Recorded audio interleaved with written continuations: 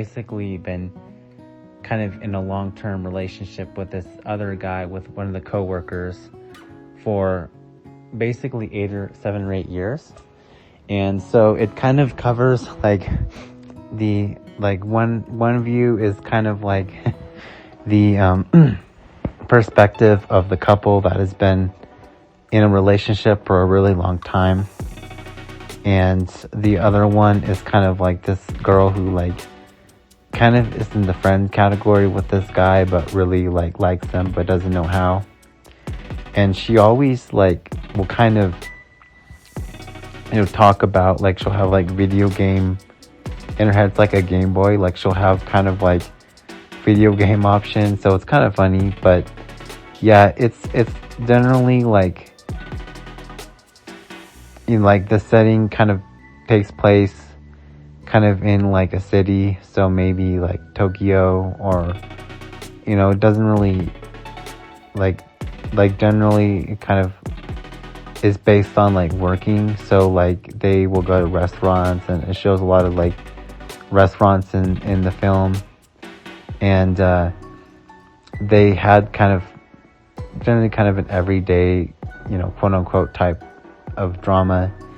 And the other like ones that I want to talk about, the first one is called Detective Conan, and that's probably like, it's really old, but that's probably my favorite. And like I didn't really know about it until I started looking at the dub, which was kind of about 10 or 11 years ago. And essentially the movie, like essentially the first seasons are what's called filler. So it doesn't really contribute like the main plot. Like essentially for a lot of the series, right, several series, you can have something go like 12, right, episodes or something, and then it's done. But with this one, it's been going on for a really, really long time. And the show, like, essentially this teenage detective kind of like looks a little like Mickey Mouse, but anyway, he is shrunk to like the size of a little boy, like an 8-year-old or 7-year-old. And then the criminals, like, who shrink him, he doesn't want them to know he's alive, so he like pretends he kind of quickly looks to the side and says, oh well, there's Arthur Conan Doyle, right, a famous mystery guy, and Edogawa, so I'll just call myself those names. And then he goes to live with the friend who doesn't really realize that he's the teenage guy.